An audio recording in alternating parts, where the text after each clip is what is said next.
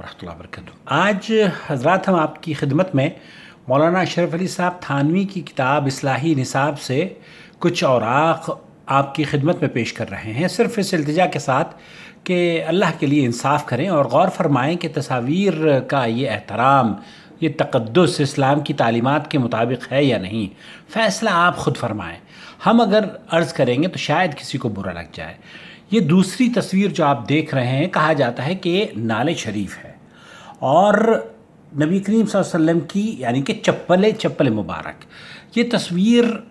ہمیں نہیں معلوم کہ کس نے بنائی ہے، بہرحال ہاتھوں سے بنی ہوئی تصویر ہے، فیبریکیٹڈ ہے۔ البتہ آئے دیکھتے ہیں کہ اشرف علی صاحب تھانوی کی نظر میں اس سے کیسے فائدہ حاصل کیا جا سکتا ہے، اور یہ ہے ان کی کتاب اصلاحی نصاب۔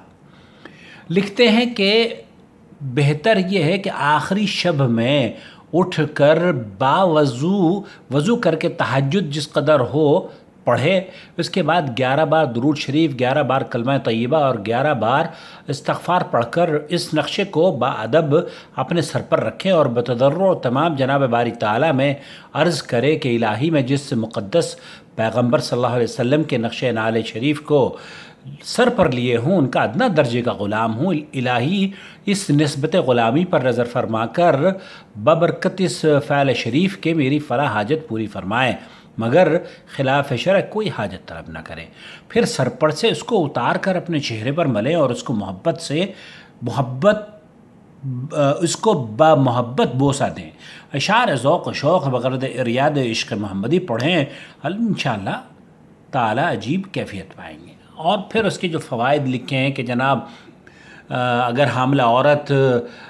درد ذہ کی شدت کے وقت اس کو اپنے داہنے ہاتھ میں رکھے، بفضل تعالیٰ اس کی مشکل آسان ہو جائے، اور وغیرہ وغیرہ، نہ جانے کن کن کو فائدہ ہوا ہے بہرحال اس نعل شریف سے۔ یہ ہے وہ نعل شریف جو زاد سعید میں اشرف علی صاحب تھانوی نے بنائی ہے، اور صفحہ نمبر 580 پر یہ ہے۔ اللہ کے لیے انصاف کیجئے، یہ تصویر کا تقدس، اس کو چومنا، اس کو چاٹنا، اس کو سر پر رکھ کر اللہ سے اس کے وسیلے سے دعا طلب کرنا،